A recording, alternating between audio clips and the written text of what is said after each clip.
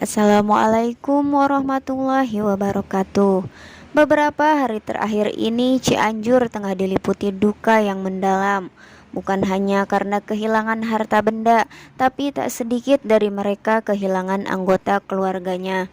Semua duka itu disebabkan karena gempa bumi yang terjadi pada tanggal 21 November 2022 lalu dengan berkekuatan 5,6 skala Richter. Kekuatan gempa tersebut bisa dikatakan tidak terlalu besar, tapi menimbulkan kerusakan yang sangat signifikan. Badan Meteorologi, Klimatologi, dan Geofisika atau BMKG memberi penjelasan mengapa gempa di Cianjur dengan kekuatan yang tidak terlalu besar itu bisa sangat mematikan.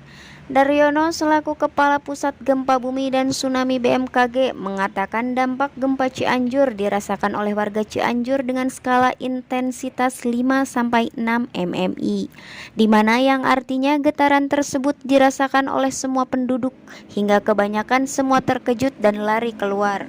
Daryono juga mengatakan bahwa sudah menerima laporan kerusakan bangunan seperti rumah dan toko, juga dampak longsor di wilayah Cianjur dengan mengatakan bahwa hasil pemodelan menunjukkan gempa bumi tidak berpotensi tsunami.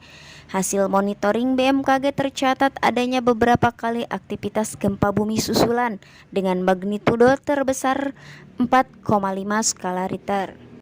Menurut Daryono, karakteristik gempa Cianjur merupakan gempa dangkal, yaitu kedalaman gempa yang terjadi diketahui berada pada 11 km, di mana tipikal gempa dangkal ini tidak perlu berkekuatan besar untuk menimbulkan kerusakan. Bahkan Daryono pun mengatakan kekuatan 4 hingga 6 magnitudo dapat menimbulkan kerusakan yang sangat signifikan.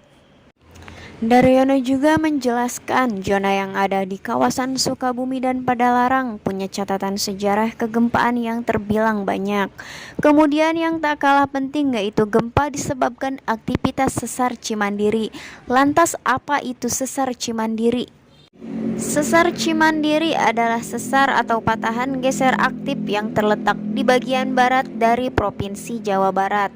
Sesar Cimandiri merupakan sesar atau patahan geser aktif sepanjang 100 km. Sesar Cimandiri disebut masih berusia muda yang menunjukkan proses tektonik lebih dominan dibandingkan dengan laju erosi. Selain itu, ada 7 gempa besar yang tercatat akibat pergerakan sesar Cimandiri dalam 1 abad terakhir.